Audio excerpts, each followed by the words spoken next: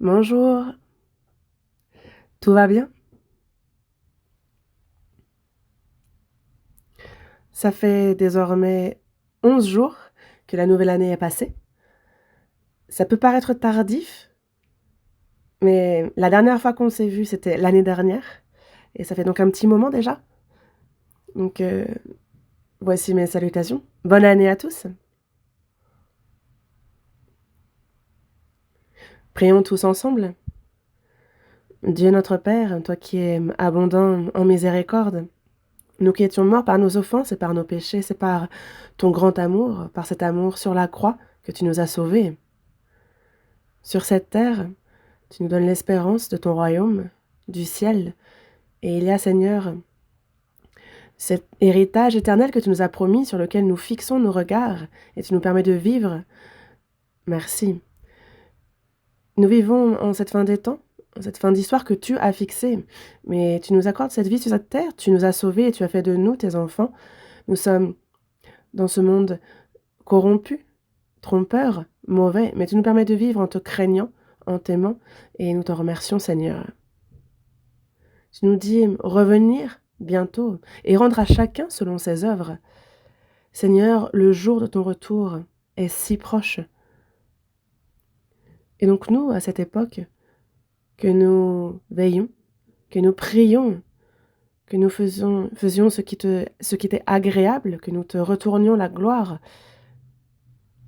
que ce soit qu'un cœur volontaire dans la joie, que ce soit comme des serviteurs fidèles, que nous puissions marcher avec fidélité envers toi, Seigneur. Aide-nous pour cela. Lors de la retraite d'hiver et en ce début d'année, Dieu, nous avons devant toi fait des vœux, planifié des choses, il y a des promesses que nous avons faites. Et nous te remercions car jusqu'à présent, on s'y tient. Mais que vraiment, cette année, je vive en pensant que cette année est pour moi la dernière, que je sois encore davantage fidèle, zélée, que je t'aime toujours plus, Seigneur, et que je te serve mieux. Aide-nous pour cela. Nous avons reçu le salut, nous avons l'espérance du royaume des cieux. Nous vivons encore sur cette terre.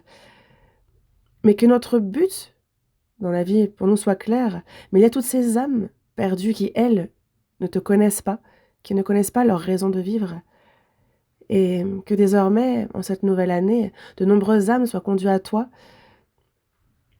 soient sauvées, qu'elles soient établies dans la communion, édifiées, et que cette année porte beaucoup de fruits pour toi, Père. Que cela te glorifie grandement. Aide-nous dans ce sens. Que ta parole nous permet de nous examiner, car tu nous as appelés. Il y a cette récompense que tu nous réserves et que nous courions vers le but et que nous puissions être récompensés.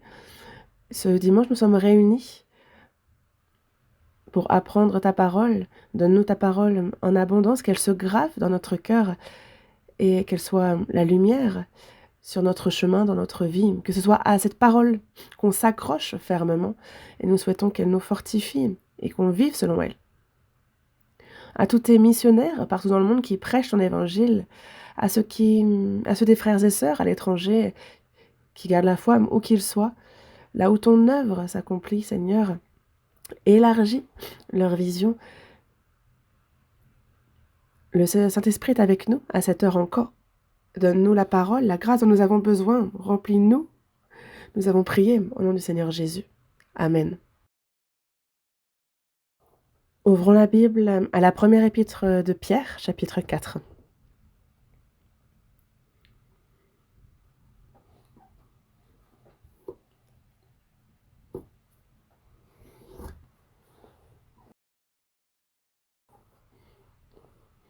Première épître de Pierre, chapitre 4, du verset 7, à partir du verset 7. Du verset 7 au verset 11, je lis. La fin de toute chose est proche. Soyez donc sages et sobres pour vaquer à la prière. Avant tout, ayez les uns pour les autres une ardente charité, car la charité couvre une multitude de péchés. Exercez l'hospitalité les uns envers les autres sans murmure. comme de bons dispensateurs des diverses grâces de Dieu, que chacun de vous mette au service des autres le don qu'il a reçu. Si quelqu'un parle, que ce soit comme annonçant les oracles de Dieu. Si quelqu'un remplit un ministère, qu'il le remplisse selon la force que Dieu communique, afin qu'en toute chose, Dieu soit glorifié par Jésus-Christ, à qui appartiennent la gloire et la puissance au siècle des siècles. Amen.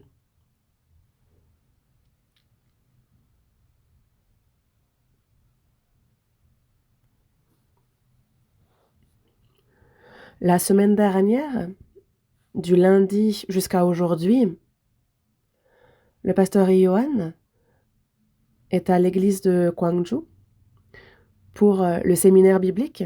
Il prêche la parole. Évidemment que, en ce moment même aussi, à l'église de Gwangju, il prêche le dernier sermon. Et cette fois-ci, de nombreuses personnes, de nouvelles âmes sont venues à l'église de Gwangju et écoutent attentivement la parole.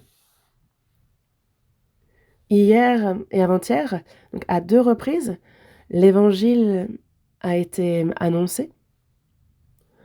Et je crois en ce que beaucoup de personnes ont reçu le salut.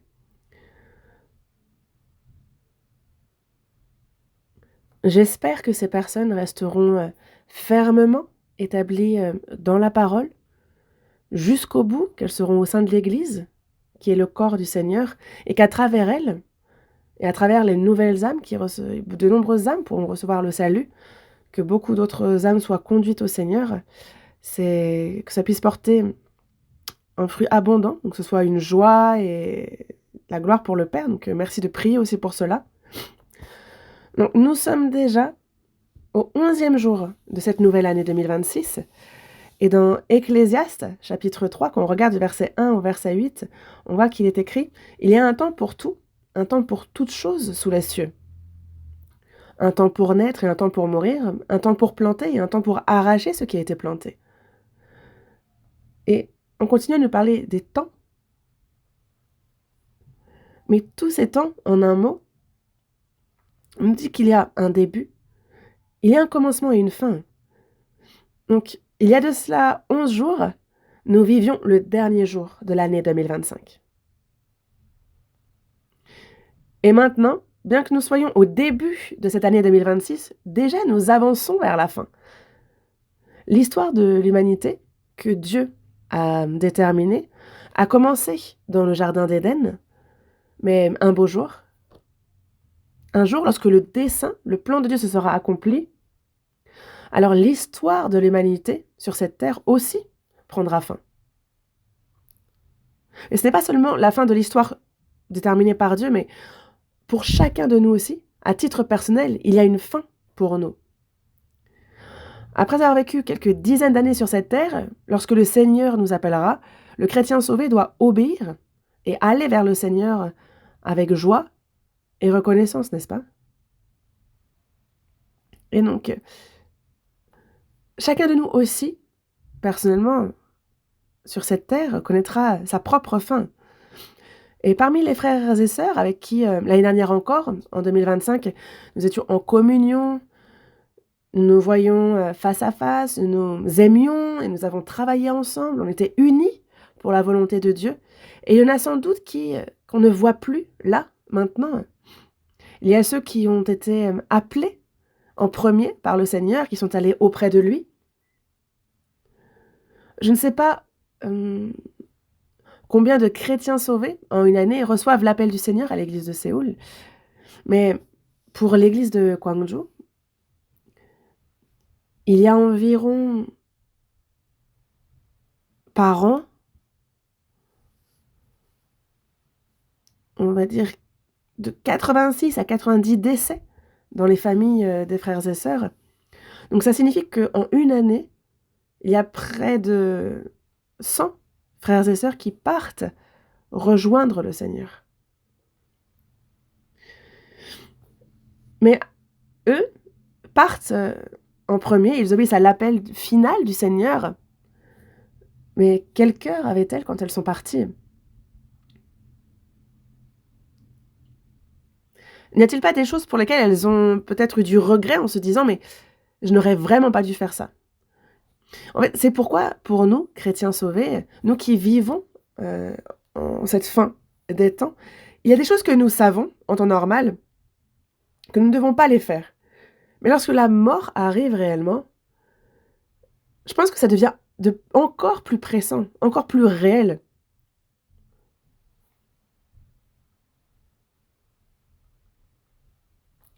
Et c'est pour ça que prendre la résolution de ne jamais faire ce que l'on hésiterait à faire au moment de la fin, c'est une très bonne chose.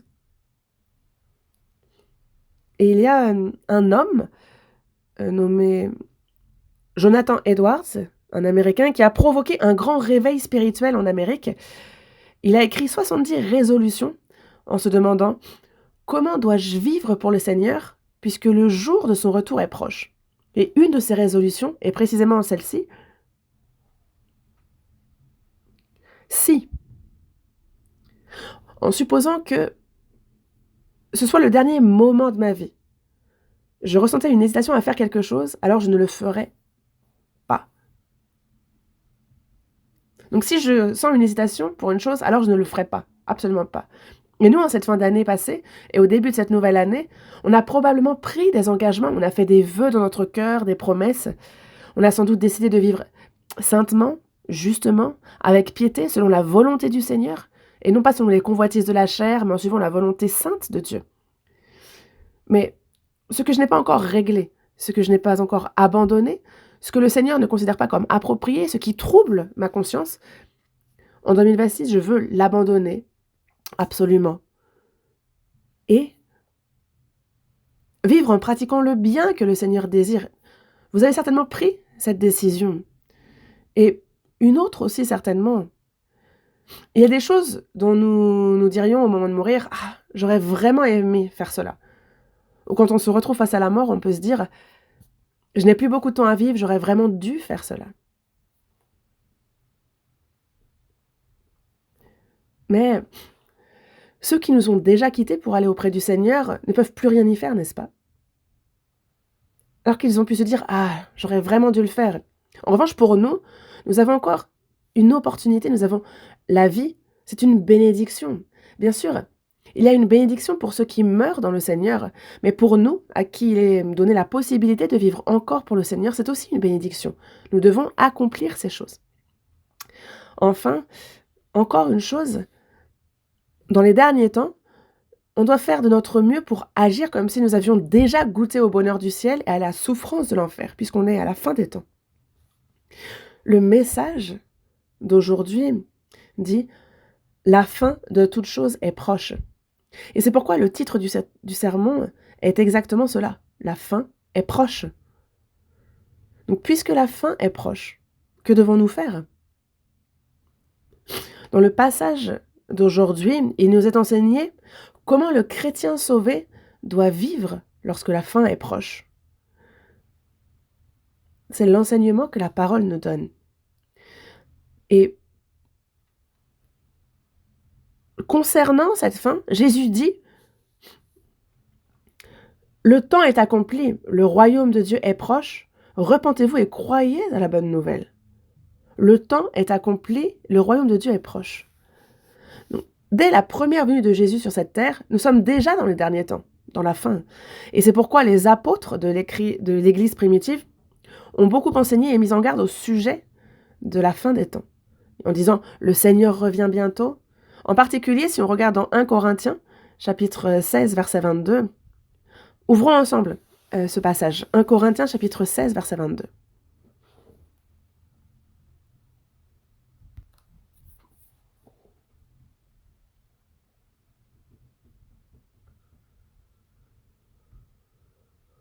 « 1 Corinthiens, chapitre 16, verset 22. Lisons ensemble. « Si quelqu'un n'aime pas le Seigneur, qu'il soit anathème. Maranatha. » Le Seigneur revient. La seconde venue du Seigneur est proche. La fin de l'histoire de l'humanité est proche. La fin de notre vie, à titre personnel, aussi est vraiment proche. Alors qu'est-ce que cela signifie? Le Seigneur vient bientôt. Et c'est pourquoi il dit « Si quelqu'un n'aime pas le Seigneur, qu'il soit anathème. » Pendant que nous vivons encore sur cette terre, quelle est la chose la plus importante que nous devons faire? On nous parle d'un commandement plus grand que cela. Dans Marc chapitre 12, verset 31, il y a un scribe qui demande à Jésus: quel est le premier de tous les commandements? Et Jésus répond: voici le premier. Tu aimeras le Seigneur ton Dieu de tout ton cœur, de toute ton âme, de toute ta pensée, de toute ta force. Et voici le second. Tu aimeras ton prochain comme toi-même. Il n'y a pas de commandement plus grand que cela. C'est le plus grand des commandements, c'est ce qu'il nous dit. Donc, autrement dit, ce sont les plus grands commandements. Aimer Dieu et aimer son prochain comme soi-même. C'est pourquoi, dans le passage d'aujourd'hui, dans 1 Pierre, chapitre 4, verset 7, et dans les versets suivants, on voit, c'est pour ça qu'il nous dit, avant tout, ayez les uns pour les autres une ardente charité, car la charité couvre une multitude de péchés. Et donc, il faut que, avant tout, en fait, quelle est notre priorité? Il faut que, la priorité, c'est quoi? C'est l'amour fervent les uns pour les autres. C'est l'amour. Mais ici, l'apôtre Paul conclut ses épîtres aux Corinthiens. Et alors qu'il finit, il dit avec une grande force: si quelqu'un n'aime pas le Seigneur, qu'il soit anathème. Pourquoi est-ce qu'il faut qu'on s'aime à ce point? Il y a une raison à cela.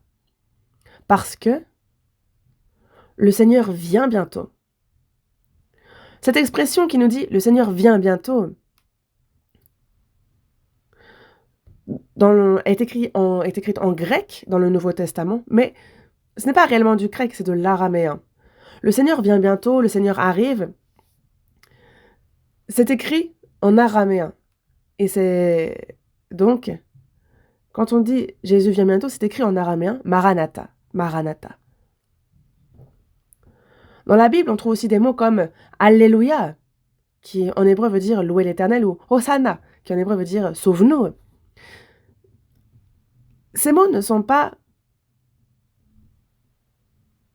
Ce sont des mots que l'on ne traduit pas, ils sont conservés tels quels dans la langue originale. De la même manière, le mot Maranatha n'a pas été traduit en grec, mais il a été conservé tel quel en araméen. Pourquoi? Parce que c'est un mot couramment utilisé par de nombreux frères et sœurs sauvés de l'Église primitive. Évidemment que dans les 66 livres de la Bible, le mot Maranatha n'apparaît qu'une seule fois, ici, à cet endroit précis. Maranatha. Le Seigneur vient, le Seigneur arrive. Et cette expression a encore un autre sens. Seigneur, viens. Seigneur, viens. Et donc, c'est un salut, c'est une parole qui jaillit du cœur de ceux qui attendent avec ardeur et qui désirent profondément le retour du Seigneur. Seigneur, viens. Et cette même pensée, donc on la retrouve avec exactement le même sens dans le passage qu'on a lu dans Apocalypse chapitre 22. On retourne à Apocalypse chapitre 22.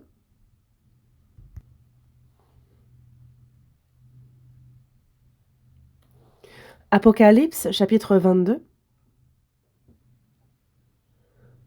verset 20. Celui qui atteste ces choses dit: oui, je viens bientôt. Amen, viens Seigneur Jésus. Oui, je viens bientôt. Mais dans le livre de l'Apocalypse, il est dit que le temps est proche. Je viens bientôt. Jésus dit: je viens bientôt. Je ne vais pas tarder, je viens bientôt. Voyons un autre passage dans Apocalypse, Apocalypse chapitre 1. Apocalypse chapitre 1. Verset 3. Heureux celui qui lit et ceux qui entendent les paroles de la prophétie et qui gardent les choses qui y sont écrites, car le temps est proche. De quel temps parle-t-on? Ça signifie que le temps du retour de Jésus est proche. Et puisque le temps de la seconde venue est proche, comment devons-nous vivre alors? Il est dit: heureux celui qui lit, ceux qui entendent les paroles et qui gardent les paroles qui y sont écrites. Lire, entendre, garder. Garder la parole de Dieu, c'est aimer Dieu. Si quelqu'un n'aime pas le Seigneur, qu'il soit anathème. Maranatha. Plus le retour du Seigneur est proche, plus nous devons aimer Dieu. Et aimer Dieu, cela signifie garder sa parole. Dans le livre de l'Apocalypse, parmi les 7 bénédictions, la première se trouve justement ici, au chapitre 1, verset 3. Heureux celui qui lit et ceux qui entendent les paroles de la prophétie et qui gardent les choses qui sont écrites. Retournons à Apocalypse, chapitre 22, verset 7. Et voici, je viens bientôt. Mais le verset 7 nous dit, Apocalypse, chapitre 22, verset 7. Et voici, je viens bientôt. Heureux celui qui garde les paroles de la prophétie de ce livre. On est donc à la 6e bénédiction parmi les 7. Heureux celui qui garde les paroles de la prophétie de ce livre. Je viens bientôt. Pourquoi devons-nous garder cette parole prophétique? Parce que le Seigneur vient bientôt. Il est dit que l'homme, face à la mort, devient sincère. L'oiseau, quand il va mourir, il pousse un cri triste. Dieu aime les hommes droits. Et parce que la parole de Dieu est la vérité, vivre selon la vérité, c'est donc vivre dans la droiture. Garder la parole de Dieu est une bénédiction. Heureux celui qui fait ainsi. Et en ces derniers temps, en cette fin des temps, où le retour de Jésus est proche, nous devons, plus que jamais, être des personnes qui gardent la parole de Dieu. Ceux qui gardent la parole de Dieu sont ceux qui aiment Dieu. Ensuite, verset 12. Verset 12. Lisons ensemble. Voici, je viens bientôt, et ma rétribution est avec moi pour rendre à chacun selon ce qu'est son œuvre. Je viens bientôt, et ma rétribution est avec moi pour rendre à chacun selon ce qu'est son œuvre. Lorsque Jésus viendra, alors tout chrétien sauvé sera transformé en un corps glorieux et devra se tenir devant le Seigneur. Mais quand on se tiendra devant le Seigneur, nous ne serons pas tous semblables. Il est dit qu'il va rendre à chacun selon ce qu'est son œuvre. Il nous faut tous comparaître devant le tribunal de Christ. 2 Corinthiens chapitre 5 verset 10 nous le dit. Tous, nous nous tiendrons devant le tribunal de Christ, mais ce n'est pas pour être jugés pour l'enfer, mais c'est afin que chacun reçoive selon le bien ou le mal qu'il aura fait. Et donc ce sera pour les rétributions, selon comment j'aurais vécu, ce que j'aurais poursuivi, comment j'aurais vécu. La gloire sera différente, comme la gloire est différente pour le soleil, la lune, les étoiles. Il nous faut nous souvenir que selon la manière dont nous avons vécu, selon ce que nous avons recherché dans notre vie, alors les gloires seront différentes. C'est pourquoi l'expression « je viens bientôt », le temps est proche, est répétée encore et encore. Continuons, verset 20. C'est un verset que nous venons de voir. Relisons ensemble le verset 20. Celui qui atteste ces choses dit « Oui, je viens bientôt. Amen. Viens, Seigneur Jésus. » Oui, je viens bientôt. Mais certains pourraient dire « Jésus dit qu'il viendra bientôt, qu'il va venir bientôt. » Mais ça fait déjà plus de 2000 ans qu'il le dit depuis le début de l'Église, mais il n'est toujours pas revenu.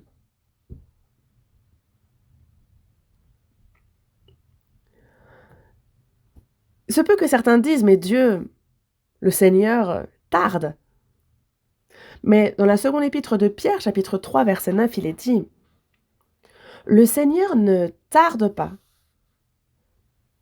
Dans 2 Pierre, chapitre 3, verset 9, « Le Seigneur ne tarde pas dans l'accomplissement de la promesse comme quelques-uns le croient, mais il use de patience envers vous, ne voulant pas qu'aucun périsse, mais voulant que tous arrivent à la repentance. » Pour le Seigneur, devant le Seigneur, un jour est comme 1000 ans et 1000 ans sont comme un jour. Et Jésus est monté au ciel vers l'an 33. Et lorsqu'il est monté au mont des Oliviers, les anges ont dit: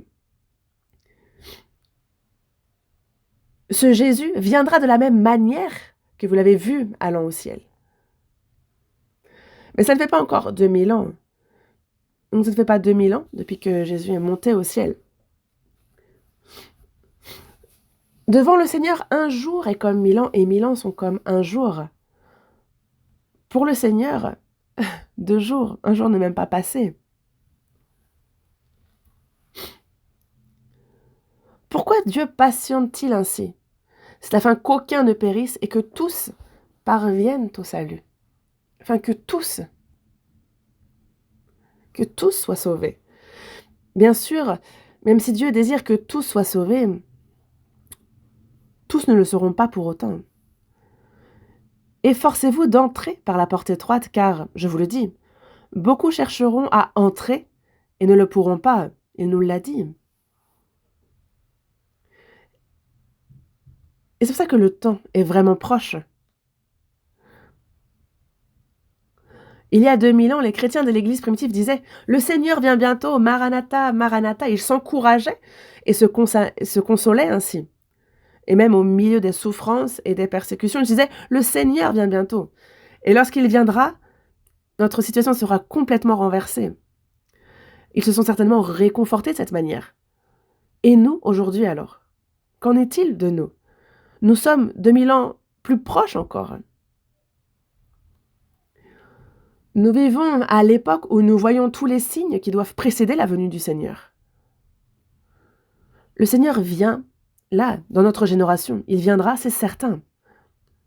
Mais alors, puisque le jour du retour du Seigneur est proche, comment devons-nous vivre? Et c'est pour ça, on revient à notre passage principal, 1 Pierre chapitre 4.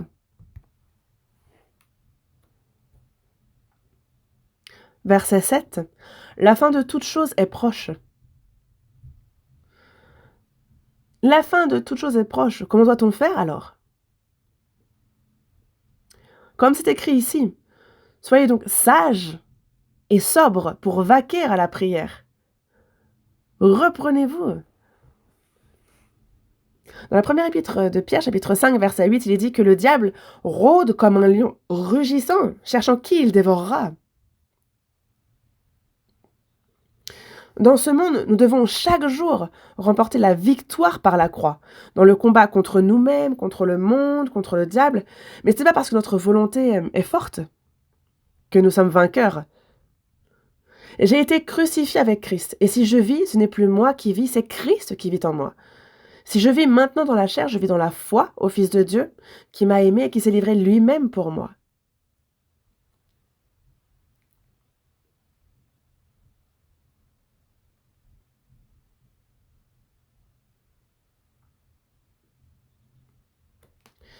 Et quiconque ne porte pas sa croix et ne me suit pas ne peut être mon disciple. Il faut qu'il se charge chaque jour de sa croix, qu'il me suive. Qu'est-ce que ça signifie, porter sa croix chaque jour? C'est soumettre ma volonté, mon entêtement, ma nature pécheresse et moi-même à la parole de Dieu. Même si ça ne correspond pas à ce que je pense, même si je ne comprends pas, j'attends et j'obéis à la parole. Voilà ce que signifie porter sa croix et suivre le Seigneur. Dans Luc, chapitre 9, verset 23, il dit qu'il se charge chaque jour de sa croix et qu'il me suive chaque jour. C'est ça, garder la parole. Une vie qui garde la parole, une vie qui aime le Seigneur. Mais ce que je peux faire par moi-même, ça je ne le demande pas dans la prière, n'est-ce pas? Mais en revanche, ce que je ne peux pas faire, ce qui est totalement impossible à l'homme, là, en fait, il y a une limite claire à l'humanité, à ce que l'homme peut faire. Et Dieu nous fait connaître ces limites, il nous conduit à comprendre, à connaître, mais aussi à aller au-delà. C'est pour ça que la prière est nécessaire. Mais alors pourquoi est-ce que nous devons prier? 3 raisons nous sont données ici. Il nous faut prier parce que la fin de toute chose est proche. Il nous faut prier parce qu'il nous faut être sage, être sobre. Et c'est pour ça qu'il nous faut prier. Parce que Sans l'aide de Dieu, sans sa grâce, nous ne pouvons rien faire. Parce que nous, il nous faut accomplir sa volonté, être encore plus zélés et fidèles, mais sans l'aide de Dieu, sans sa grâce, nous ne pouvons pas le faire. Dans 1 Corinthiens, chapitre 15, verset 10, il est dit « Par la grâce de Dieu, je suis ce que je suis. Et sa grâce envers moi n'a pas été vaine, loin de là. J'ai travaillé plus que tous, non pas moi toutefois, mais la grâce de Dieu qui est avec moi. » C'est l'apôtre Paul qui dit ça. Le salut, c'est la grâce de Dieu. Après le salut, remporter chaque jour la victoire par la croix est aussi sa grâce. Nous faisons face à tout moment à de nombreuses crises. Mais être protégé, gardé à chaque instant, c'est la grâce de Dieu.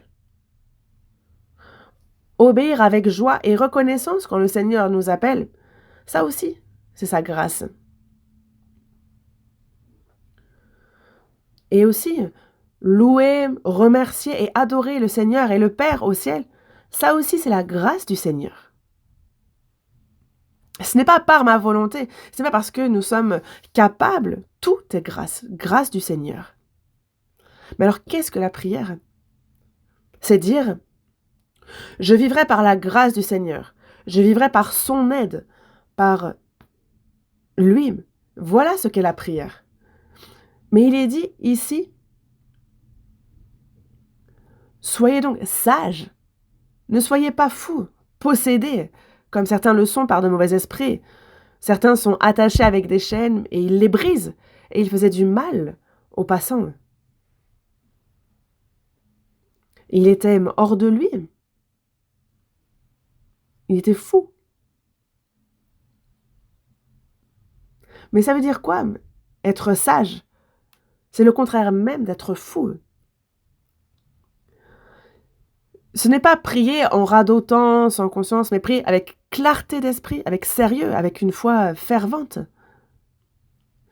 La prière n'est pas une option à je peux faire ou ne pas faire, c'est un commandement du Seigneur, un ordre. Mais alors, il nous est dit, soyez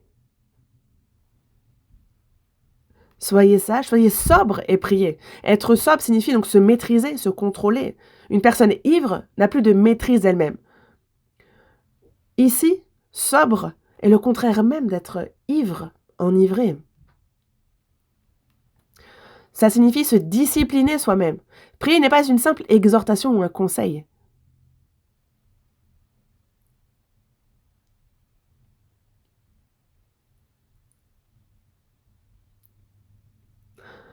Ne pas obéir au commandement de Dieu, c'est un péché. Et c'est pour ça que Samuel l'a bien dit. Je ne commettrai pas ce péché contre Nel de cesser de prier pour vous, parce que cesser de prier est un péché. Faire ce que Dieu interdit est un péché, mais ne pas faire ce que Dieu ordonne aussi est un péché. Il nous le dit bien, celui donc qui sait faire ce qui est bien et qui ne le fait pas commet un péché. Il nous faut absolument prier. Et pourtant nous ne prions pas, c'est un péché. Jésus nous a montré l'exemple dans la prière. Tôt le matin, il montait sur la montagne dans un lieu désert pour prier. Avant d'appeler ses disciples, il a prié. Avant d'envoyer en mission ses disciples, il pria.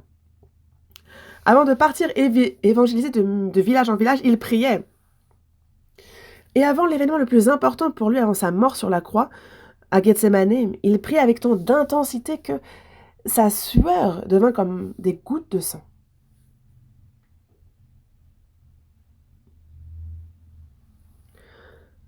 Plus la fin de toute chose est proche, plus il nous faut être donc sage, sobre et vaquer à la prière. Mais certaines personnes disent, nous recevons la grâce de Dieu, ses dons, comme réponse à la prière. Mais les dons de Dieu sont placés sur l'étigère la plus haute.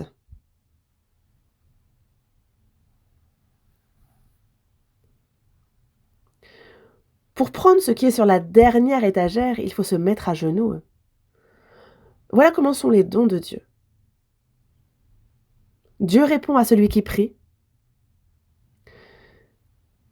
Et aussi, il permet à celui qui prie de jouir de la richesse de Dieu.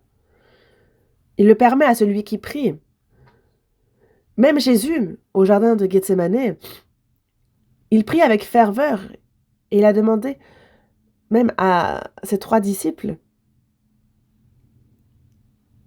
de veiller et prier afin que vous ne tombiez pas dans la tentation. On va voir dans Matthieu chapitre 26.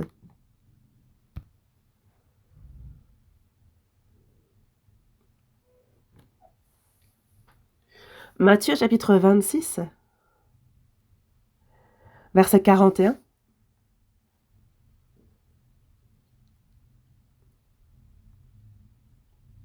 Lisons ensemble. Veillez et priez afin que vous ne tombiez pas dans la tentation.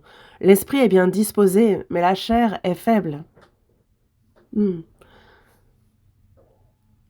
Jésus a prié exactement de la même matière. Il a demandé s'il est possible que cette coupe s'éloigne de moi. Toutefois, non pas ce que je veux, mais ce que tu veux. C'est à 3 reprises qu'il a fait l'exacte même prière. Il a répété cette même prière 3 fois. Et après la 3e fois, quand il est revenu, les disciples dormaient encore. Il prie de nouveau, il revient, et les disciples dorment encore.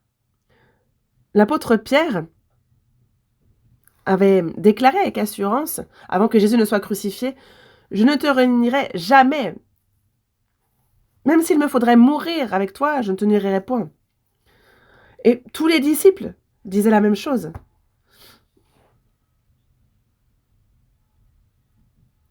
Mais pourtant, il avait pourtant parlé avec beaucoup d'assurance, mais quand Jésus a été arrêté, il l'a renié 3 fois. Il a même juré et maudit en le reniant. Alors qu'il leur dit, soyez sages, veillez, priez afin que vous ne tombiez pas dans la tentation. Mais pourquoi ils ont dormi? Pourquoi ils ont dormi? Nous devons vivre chaque jour en étant vainqueurs dans le Seigneur, en portant le fruit de la bonne volonté du Seigneur. Mais ça ne se fait pas par nos propres forces.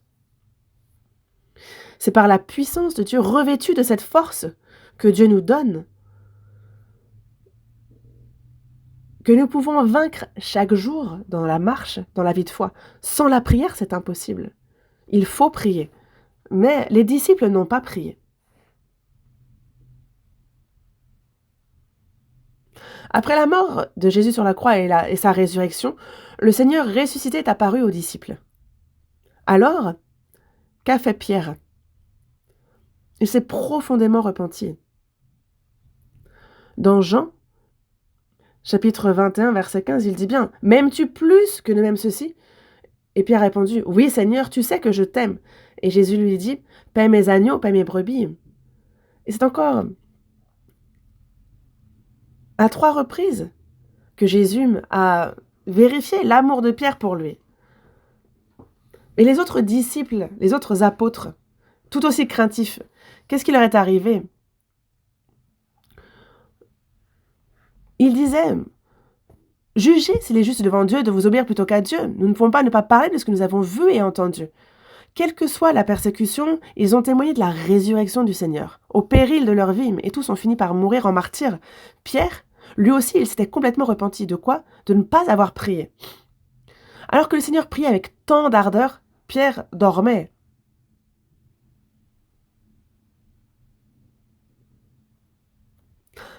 Après, dans le livre des Actes, qu'est-ce qu'on voit de Pierre? Il prie à des heures fixes, il prie vraiment avec ferveur. Voyons dans Actes, chapitre 1.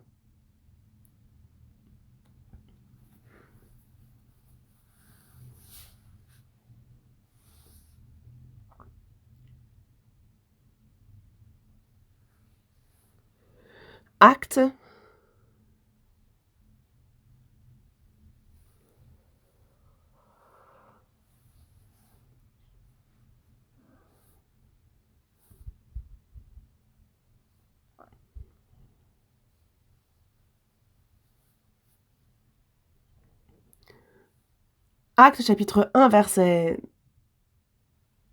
14, on voit dans le verset 13, quand ils furent arrivés, ils montèrent dans la chambre haute où se tenaient d'ordinaire, c'était Pierre, Jean, Jacques, André, donc on voit les disciples réunis, mais dans le verset 14, il est dit « Tous d'un commun accord persévéraient dans la prière avec les femmes et Marie, mère de Jésus, et avec les frères de Jésus. »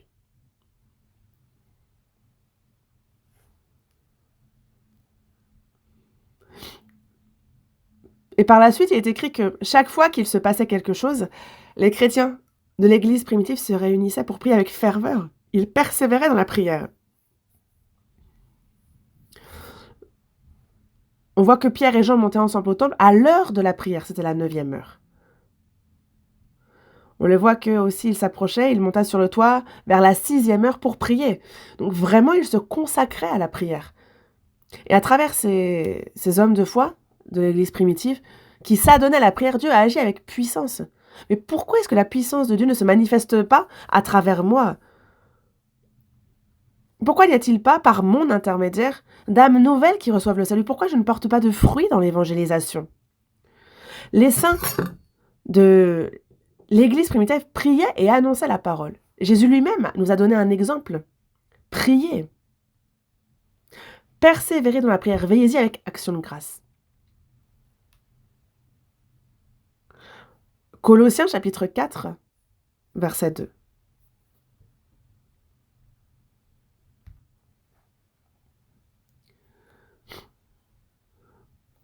Et lorsque le Saint-Esprit, à travers les apôtres, écrit la Bible, il nous parle à beaucoup de reprises sur la prière. Colossiens chapitre 4, verset 2, lisons ensemble. Persévérez dans la prière, veillez-y avec action de grâce. La prière, ce n'est pas prier quand on a du temps, ni seulement au moment des repas ou quand on y pense. Non. Il est écrit que nous devons nous appliquer à la prière, persévérer dans la prière. Pourquoi persévérer? Parce que la prière, ce n'est pas facile. Il faut fixer un temps, se retirer dans un lieu secret, que quelqu'un nous voit ou non, on doit prier. Nous qui vivons dans les derniers temps, l'Écriture, la Bible, nous donne un ordre fort. Persévérez dans la prière, veillez-y avec action de grâce. Dans 1 Thessaloniciens, chapitre 5, verset 16 et les versets qui suivent, il est dit « Soyez toujours joyeux, priez sans cesse. » Priez sans cesse.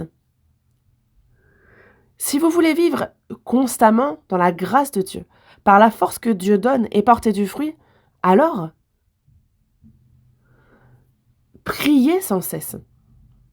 Ensuite, retournons à notre passage d'aujourd'hui, 1 Pierre chapitre 4, verset 8. Premier épître de Pierre chapitre 4, verset 8. Avant tout, ayez les uns pour les autres une ardente charité, car la charité couvre une multitude de péchés. Avant tout, ça signifie ici une priorité absolue. C'est l'amour. Avant tout. Dans Éphésiens chapitre 2, versets 4 et 5, il est dit que Dieu, qui est riche en miséricorde, et à cause du grand amour dont il nous a aimés, nous qui étions morts par nos offenses, il nous a rendus à la vie avec Christ, et c'est par la grâce que vous êtes sauvés. Il nous a rendus à la vie, nous qui étions morts. Il nous a redonné la vie. C'est l'amour de la croix. C'est l'amour de la croix du Seigneur, ce grand amour. À cause du grand amour, y a-t-il un amour plus grand que celui-ci alors? Non. Quel amour serait-ce? L'amour du Seigneur qui est mort pour moi sur la croix en versant son sang pour un pécheur comme moi. Il n'y a pas de plus grand amour que celui-là. Voyons dans Jean chapitre 15, verset 13. Jean chapitre 15, verset 13.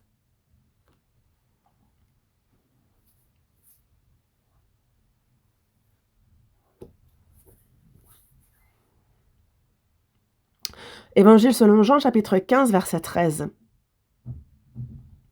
Lisons ensemble. Il n'y a pas de plus grand amour que de donner sa vie pour ses amis.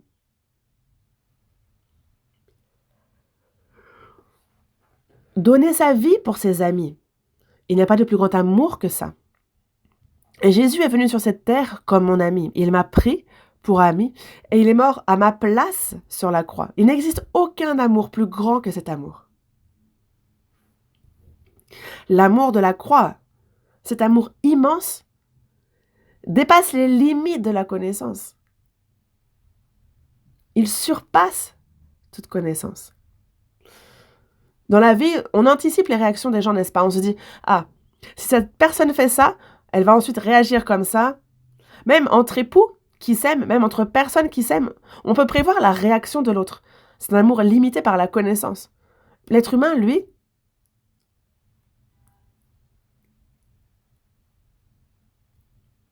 comment est-il? Lorsque quelqu'un me plaît, lorsque quelqu'un me traite bien, lorsqu'il m'est utile, alors, moi, Moi aussi, je suis aimable envers cette personne, je souris, je fais preuve de bonté. Mais s'il me fait du mal, s'il me blesse dans mon orgueil, s'il me méprise, alors la réaction est la suivante. C'est facile à prévoir.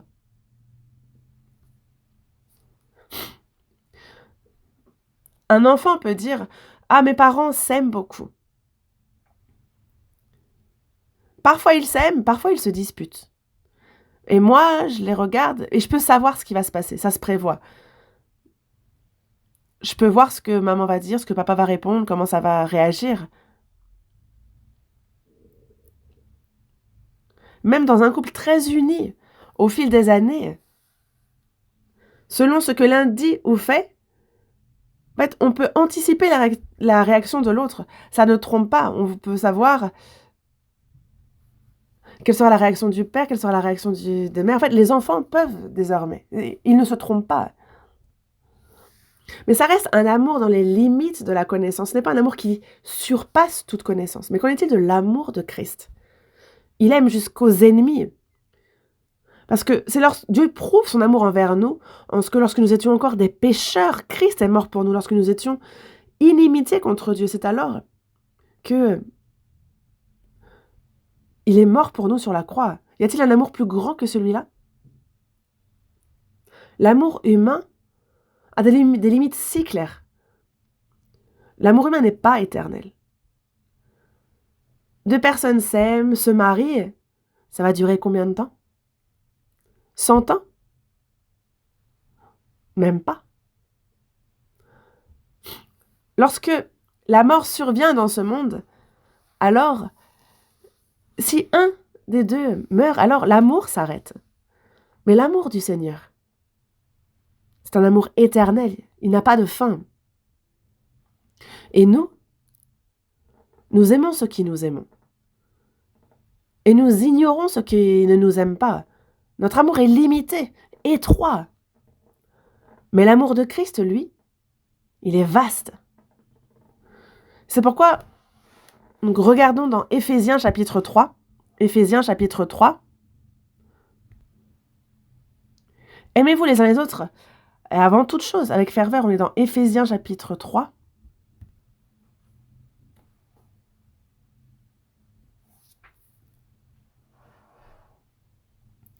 Verset 17 à 19.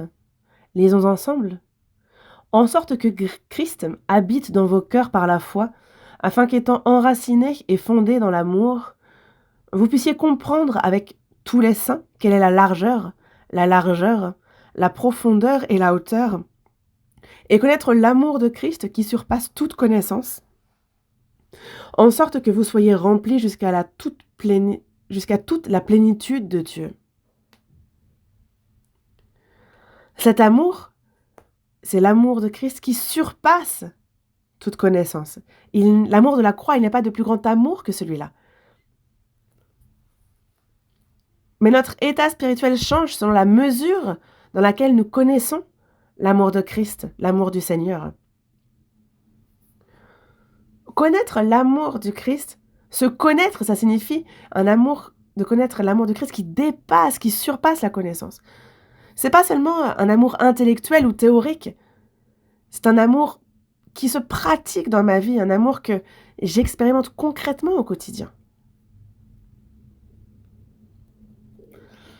Que faisons-nous de cet amour du Christ? On doit l'apprendre, on doit marcher sur cette race. Il y a l'amour du Christ qui surpasse toute connaissance. Il y a cette largeur, la longueur, la profondeur, la hauteur. Il nous faut comprendre tout cela. Parce que cet amour est exprimé en 4 dimensions. On en voit la largeur, elle est immense, vaste, sans limite. L'être humain aime selon des critères. Ça dépend des relations scolaires, l'origine, le niveau économique ou le niveau d'éducation ou ses préférences personnelles, mais l'objet de l'amour humain est toujours limité. Mais l'amour de Christ, lui, qu'en est-il?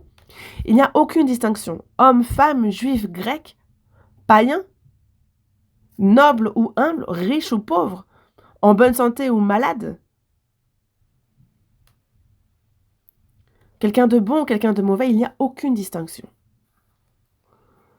Dieu, qui a créé l'univers immense et sans limite, son amour aussi est vaste et infini.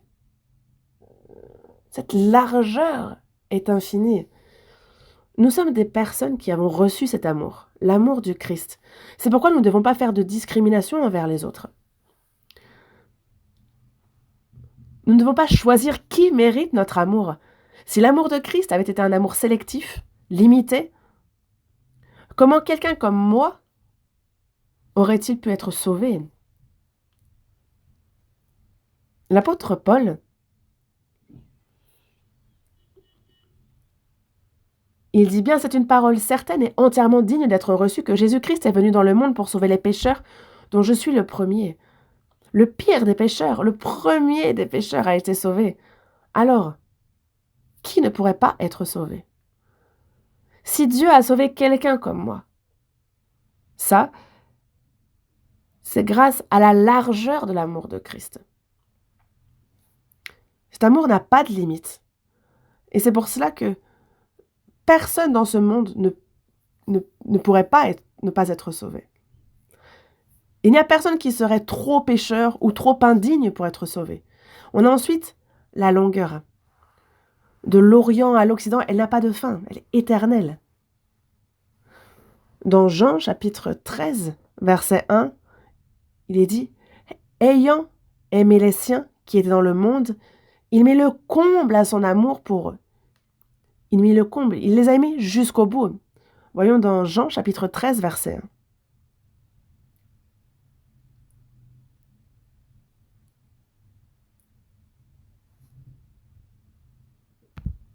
Lisons ensemble. Avant la fête de Pâques, Jésus, sachant que son heure était venue de passer de ce monde au Père, et ayant aimé les siens qui étaient dans le monde, mit le comble à son amour pour eux. Il mit le comble à son amour pour eux. Il les a aimés jusqu'au bout. Même ceux qui ne sont pas encore sauvés, Dieu désire qu'ils soient sauvés et il attend avec patience. Dieu, lui, est lent à la colère. Mais jusqu'à quand attend-il? Il attend jusqu'à ce que la personne se repente, qu'elle entende l'évangile, qu'elle soit sauvée jusqu'à la fin de sa vie. Et pour celui qui a été sauvé une fois, même s'il est faible, même s'il pêche et fait des erreurs, Dieu l'aime jusqu'à la fin. Si la personne est sauvée, si elle est son enfant, alors il l'aime jusqu'à la fin. Il continue de s'intéresser à lui jusqu'au bout. L'amour de Dieu est un amour éternel, infini. Mais nous, comment sommes-nous? Au début, nous aimons. On pourrait tout donner, on dirait. Mais plus tard, si l'autre ne correspond plus à nos attentes, alors nous nous vexons et on se sépare de cette personne. Surtout les femmes, quand elles aiment, elles vont même aux toilettes ensemble. Mais le déjeuner arrive, il y a eu une petite dispute et après, elles se tournent complètement le dos, elles ne vont même plus déjeuner ensemble. L'amour humain ne dure pas longtemps. Même le plus long des amours se termine par la mort. Voyage de noces. Les personnes sont parties ensemble et elles se sont disputées sur place et elles reviennent par des avions différents. Certains disputent pour si peu. Donc même si l'amour dure, la mort, met fin à cet amour. Alors que l'amour de Dieu, lui, est un amour éternel. Et c'est la longueur dont on parle quand on parle de l'amour de Christ qui surpasse la connaissance. C'est un amour continu, sans fin. Comme c'est écrit dans le verset 13, « Ayant aimé les siens qui étaient dans le monde, il a mis le comble à son amour pour eux. » Il a mis le comble. On est ceux qui avons reçu cet amour éternel, cet amour infini. Et nous, même au ciel, il nous aimera éternellement. On a reçu cet amour éternel et nous devons pratiquer cet amour ici-bas. Expérimenter la vie du ciel dès maintenant, avant d'y entrer. Et certains diront, il est ici, il est là, mais voici le royaume de Dieu est au milieu de vous. Dans Romains, Il est dit, car le royaume de Dieu, ce n'est pas le manger et le boire, mais la justice, la paix et la joie par le Saint-Esprit. Durant notre vivant sur cette terre, il nous faut goûter au ciel ici-bas avant d'entrer au ciel. Au ciel, il n'y a pas de haine. On s'y respecte, on s'y aime mutuellement. Donc nous qui vivrons ainsi au ciel, comment doit-on vivre sur cette terre? Même si la personne commet des fautes, si elle a des faiblesses, il faut qu'on puisse pardonner s'il y a repentance, qu'on couvre les fautes. C'est ça, l'amour. Mais quand la personne nous fait grandement du mal, si on tourne le dos à cette personne, qu'on la considère comme un ennemi, si un chrétien vit ainsi puis ensuite va au ciel, que va-t-il lui arriver? Quand la fin approche, il nous faut examiner notre relation avec Dieu. Il ne me reste pas longtemps à vivre. La fin est proche. Quelle est ma relation avec Dieu? Est-ce qu'elle est bonne, mauvaise? Et ma relation avec les autres, est-ce que j'ai des problèmes dans la communion? Il faut s'examiner. Déjà, voilà, Dieu déteste le péché. Voir, est-ce que moi j'ai du péché? Est-ce que je vis bien? Il ne faudrait pas que je vive comme ci, comme ça. En fait, il faut que j'examine ma relation avec Dieu. Et une autre chose, examiner notre relation avec les autres. Il ne me reste pas longtemps avant d'aller au Père. Si ma relation n'est pas bonne avec telle ou telle personne, si je suis ennemi, si j'ai tourné le dos à quelqu'un, il n'y a pas besoin de vivre ainsi, n'est-ce pas? Il faut que moi, je tente premièrement la main, il faut que je pardonne, que je demande pardon, il faut que je pardonne un tel ou une telle. C'est ça l'amour. Avant tout. La priorité absolue dans les derniers temps, c'est avant tout, ayez les uns pour les autres une ardente charité.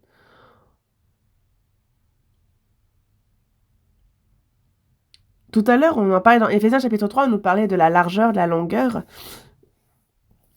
On voyait les 4 dimensions de cet amour. Il y a la largeur, la longueur et la hauteur. La hauteur. Cet amour qui élève des êtres bas et méprisables jusqu'au trône de Dieu. Et nous, par l'amour du Christ, nous sommes devenus des êtres nobles. Nous ne sommes plus vils et bas. Nous sommes enfants de Dieu. Pour nous élever, il a renoncé à sa richesse. Il s'est fait pauvre volontairement afin de nous conduire jusqu'au ciel. Et pour ce qui est de la profondeur, quand nous étions au plus bas, destinés à l'enfer, Jésus, lui, est descendu jusque-là, jusqu'au séjour des morts. Il a porté nos péchés. Et il nous a aimés. Et dans le cœur, il y a des blessures profondes dans le cœur humain, mais il n'y a aucune technique médicale qui ne peut guérir ces blessures. Mais Jésus, lui, il est descendu jusqu'au plus profond de notre être, jusqu'aux chaînes du péché transmises de génération en génération, jusqu'aux blessures enfouies dans notre cœur, et il nous a guéris. Jésus l'a fait. Et jusqu'au plus profond de nous, il y avait cette chaîne du péché, transmise de génération en génération. Ces blessures enfouies dans notre cœur, reçues des autres, dont on n'arrivait pas à se défaire.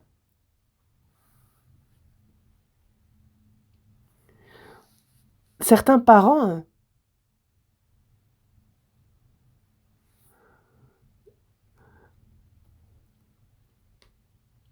quand il y a des erreurs quand les enfants voient leurs parents, ils se disent: «Ah, moi, jamais je ne vivrai comme mon père, jamais je ne vivrai comme ma mère».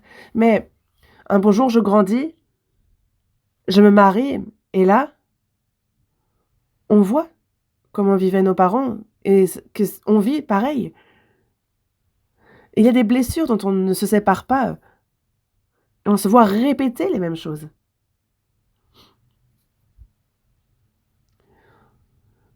Mais ces blessures qui sont enfouies dans notre cœur, au plus profond. Et Jésus est descendu jusque-là et il nous a guéris. C'est Jésus qui l'a fait. Lui qui est mort sur la croix et qui m'a aimé au point de mourir sur la croix, qui s'est chargé de tout mon péché. Lui qui est entré en nous. Lui qui nous a guéris. Et c'est pour ça que l'amour de Christ est un amour qui surpasse toute connaissance. Ce n'est pas prévisible, c'est un amour qui surpasse toute connaissance. Sa hauteur, sa longueur, sa largeur, sa profondeur. Et nous avons reçu cet amour-là. Une personne qui a reçu cet amour-là doit agir en accord avec cet amour. Avant tout, ayez les uns pour les autres une ardente charité. Mais si quelqu'un a été sauvé sur cette terre, mais qu'il n'a pas réglé certains problèmes, qu'il vit encore dans les conflits, les malentendus, les disputes, qu'il fuit certaines personnes, quand il va rencontrer le Seigneur dans cet état-là, que se passera-t-il? Le Seigneur ne dira-t-il pas « J'ai entièrement pardonné tous tes péchés, j'ai même réglé jusqu'à la racine profonde de tes péchés, je t'ai aimé pour l'éternité » Un pécheur comme toi, je ne t'ai pas discriminé, je t'ai sauvé pour que tu deviennes enfant de Dieu et que tu ailles au ciel. Alors pourquoi? Sous prétexte que cette personne ne correspond pas à tes goûts, pourquoi l'as-tu rejeté? Mise à distance, pourquoi tu lui as tourné le dos? Pourquoi tu es venu ici sans résoudre ce problème? Le Seigneur ne dirait-il pas ça? C'est pourquoi, lorsque la fin approche, nous examinons notre relation avec le Seigneur et aussi notre relation avec les autres. Il y a aussi autre chose. Lorsque le jour du Seigneur approche, nous nous demandons qu'avons-nous fait depuis que nous sommes sauvés. Dans Jean chapitre 15, versets 8 et 9, il est dit « Ainsi, mon Père sera glorifié si vous portez beaucoup de fruits et vous serez mes disciples. Donc soit donc que vous mangiez, soit que vous buviez, soit que vous fassiez quelque autre chose, faites tout pour la gloire de Dieu. » Vivre pour sa propre gloire, c'est chercher les désirs de la chair, c'est chercher son propre intérêt. Mais le chrétien sauvé doit chercher non pas son propre intérêt, mais celui des autres.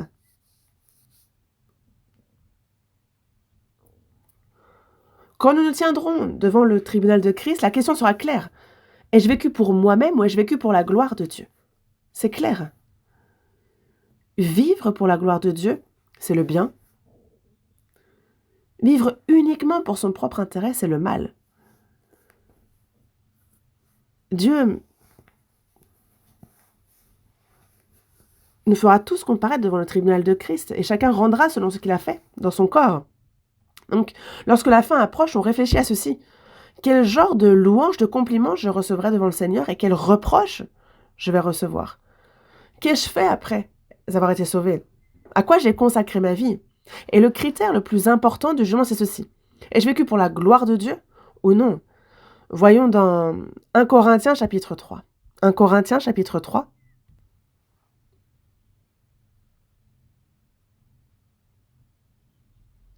Du verset 10,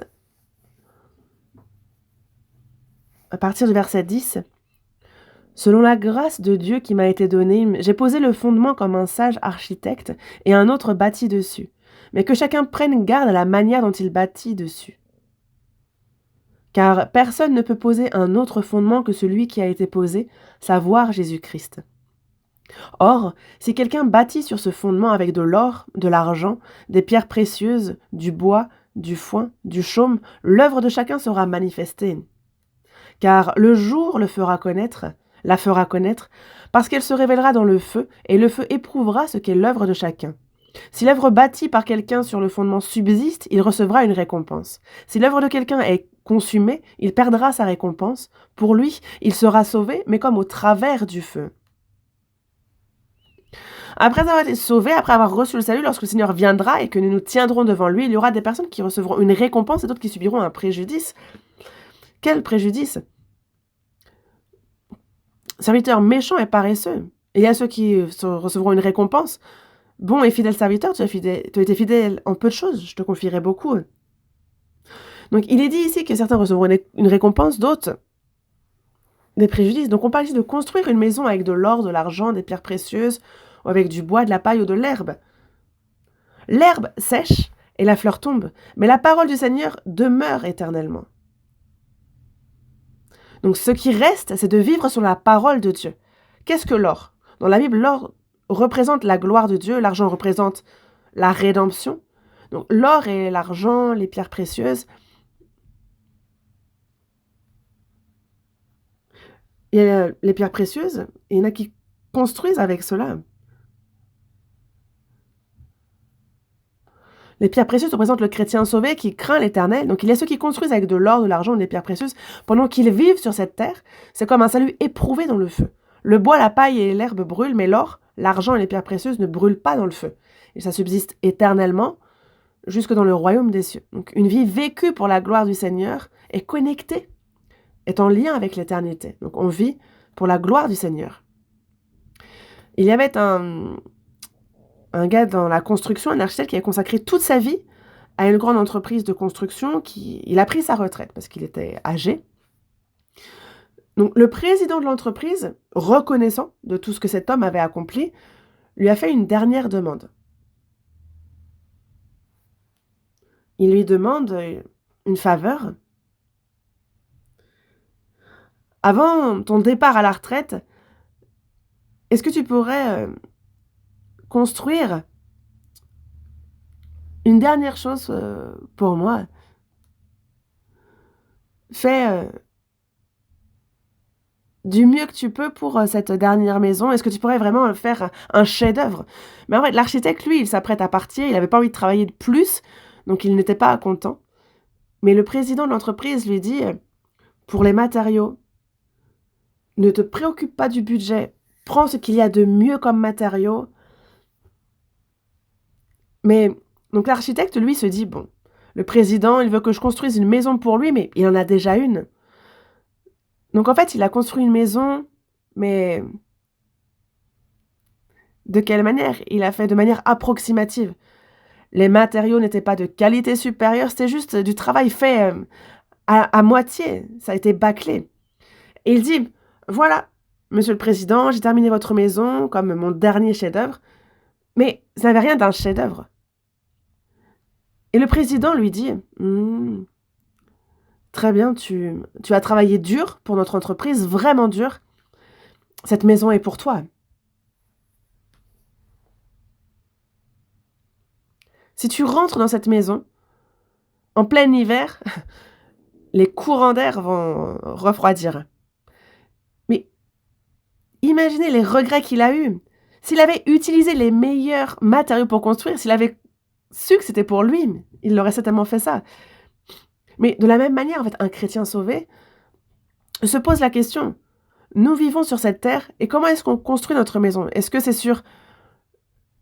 sur justement le rocher? Est-ce que c'est sur ce fondement qu'est le Christ? Ou est-ce qu'on construit avec du bois, de la paille, de l'herbe? Ou alors on construit avec de l'argent, de l'or, des pierres précieuses? Donc, lorsque la fin approche, on doit se demander pourquoi on a vécu. Revenons une dernière fois à notre passage principal, 1 Pierre, chapitre 4.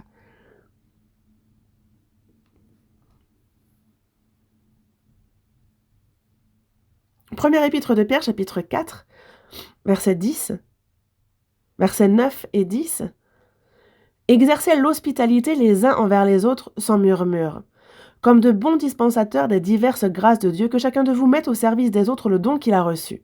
Si quelqu'un parle, que ce soit comme annonçant les oracles de Dieu, si quelqu'un remplit un ministère, qu'il le remplit selon la force que Dieu communique, afin qu'en toute chose, Dieu soit glorifié par Jésus-Christ, à qui appartiennent la gloire et la puissance au siècle des siècles. Amen. Si quelqu'un parle, que ce soit comme annonçant les oracles de Dieu. Peu importe à qui vous parlez, à qui vous transmettez la parole, mais adressez-vous à cette personne comme si vous vous adressiez à Dieu.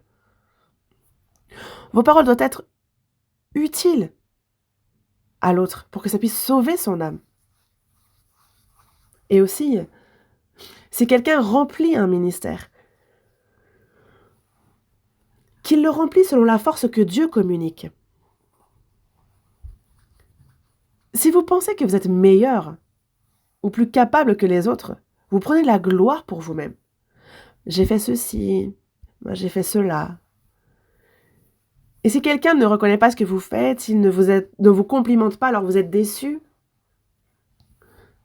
Mais peu importe ce que font les autres, on doit toujours agir pour la gloire du Seigneur.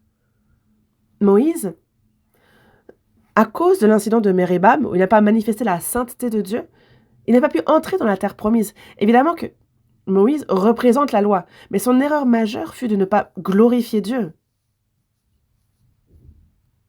Sa plus grande erreur, il n'a pas rendu gloire à Dieu.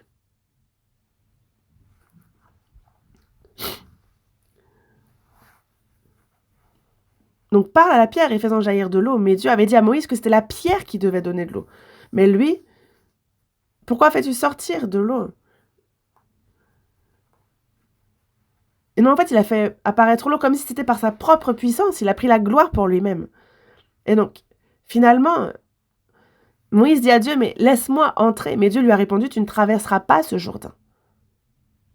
Pourquoi? Parce qu'il a pris la gloire de Dieu pour lui. Dans Actes, chapitre 12, verset 23, il y a un homme, Hérode, qui était adoré des Israélites, mais il n'a pas rendu gloire à Dieu, il a été frappé par un jugement mortel. Et il est dit que le roi Hérode a expiré, rongé des vers pour avoir pris la gloire de Dieu. Pour tout ce que fait un chrétien sauvé, il doit dire « Oui, c'est par la grâce du Seigneur. Ça a été fait par la grâce du Seigneur, avec le don que le Seigneur m'a donné. Je rends ce service par sa grâce. » À l'époque de David, le peuple d'Israël a offert beaucoup pour pouvoir construire le temple. Ils ont beaucoup donné. Mais qu'ont-ils dit? Nous recevons de ta main ce que nous t'offrons. Oui.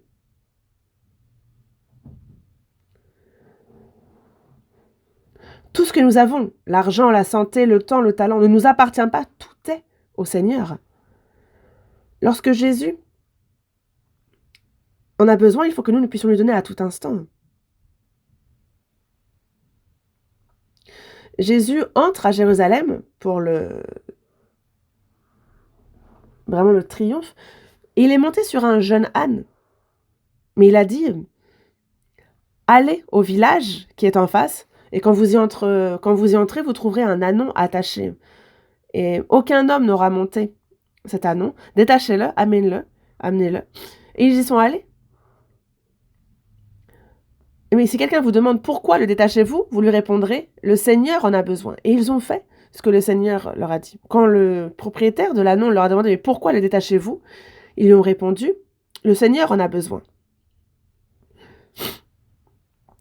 Et les enfants ont salué avec des branches de palmier, ils ont crié « Hosanna, Hosanna ». Voici, c'est le roi qui vient. Évidemment que c'est l'ombre de Jésus qui va revenir comme roi des rois. C'est une image annonciatrice de la venue du roi des rois. Tout ce que nous avons appartient au Seigneur. Ma vie aussi.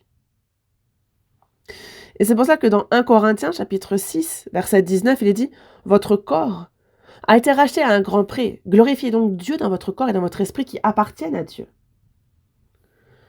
Dans Romains, dans 1 Corinthiens, chapitre 10, il dit « Soit donc que vous mangez, soit que vous buviez, soit que vous fassiez quelque autre chose, faites tout pour la gloire de Dieu. » Il n'y a que cela qui reste, il n'y a que ça qui soit le bien.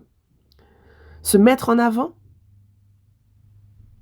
être complimenté, reconnu des autres. Si c'est ça qui me satisfait, ça c'est le mal. Et c'est pour cela que dans la seconde épître aux Corinthiens, chapitre 5, il dit « Car il nous faut tous comparaître devant le tribunal de Christ. » Ce tribunal, donc, Bema, est un tribunal pour les récompenses. Et chaque chrétien sauvé, au jour de la venue du Seigneur, recevra un corps glorieux et se tiendra devant lui. Mais où est-ce que nous nous tiendrons? au tribunal pour évaluer, pour voir comment nous avons vécu depuis que nous sommes sauvés, pour voir quelle a été nos relations avec les frères et sœurs, avec les autres, pour voir est-ce que notre relation et notre communion avec Dieu était-elle normale ou non. Nous vivons en cette fin des temps, et plus la fin approche, et plus il nous faut réfléchir sérieusement. Quelle est ma relation avec Dieu? Quelle est ma relation avec les frères et sœurs, avec les autres? Et devant le Seigneur, quelle récompense, quelle couronne, quelle gloire est-ce que nous recevrons? Ai-je vécu pour la gloire du Seigneur? Si c'est non, il y a encore du temps. Il est encore temps, en 2026, pour nous, chrétiens sauvés, de consacrer cette année à le servir sans regret, afin de pouvoir recevoir la récompense et non les reproches devant lui. Donc faisons en sorte de pouvoir vivre cette année sans regret, en le servant. Je le souhaite à chacun d'entre nous. Prions. Dieu notre Père, toi qui es miséricordieux, nous qui étions morts par nos péchés et par nos offenses, toi qui abondes en miséricorde, c'est sur la croix que Christ est mort en versant son précieux sang, et que par cet amour surprenant et ce grand amour, tu nous as sauvés, tu nous as rendu la vie, tu as fait de nous tes enfants. Tu nous as donné un héritage glorieux qui ne se peut ni flétrir, ni souiller, ni corrompre, et tu nous permets de vivre sur cette terre pour toi. Nous te remercions pour cette occasion. En cette fin des temps, la fin de toute chose est proche. Et donc, comment devons-nous vivre? Aujourd'hui, à travers la première épître de Pierre, chapitre 4, du verset 7 au verset 11, tu nous as fait réfléchir et tu nous as enseigné que vraiment nous puissions être fidèles en tant que tes ouvriers selon ta parole, et que durant notre temps sur cette terre, nous puissions porter de nombreux fruits, que cela te glorifie, et que notre vie te soit précieuse, et que en tout temps, en toute chose, tu ajoutes grâce sur grâce pour nous, et que ce soit avec reconnaissance et joie que nous puissions te servir et vivre pour toi. Nous avons prié au nom du Seigneur Jésus. Amen.